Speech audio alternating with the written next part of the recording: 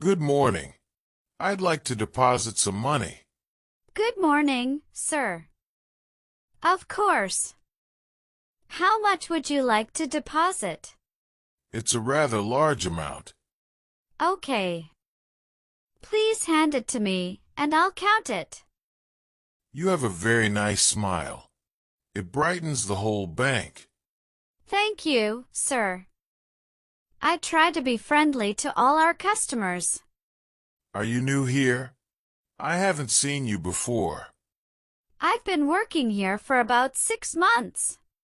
6 months? Well, I must be spending too much time at my office. I'm Mr. Sterling, by the way. It's nice to meet you, Mr. Sterling. I'm Lily. Okay, Mr. Sterling. That's $25,000. Would you like a receipt? Yes, please. And perhaps, after your shift, you could tell me more about the bank's investment options? I'm afraid I'm not qualified to give investment advice. We have specialists who can help you with that. I can schedule an appointment for you. That's a shame. I was hoping to learn from you directly. You seem very knowledgeable. Thank you. I can tell you about our different account types if you'd like. Do you like working at the bank? Yes, I do. It's a good place to meet people.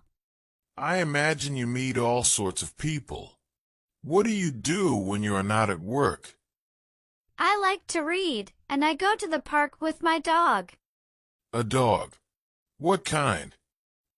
A golden retriever. He is very friendly. That's wonderful. I have always liked dogs. Perhaps we could walk our dogs in the park sometime. Here is your receipt, Mr. Sterling.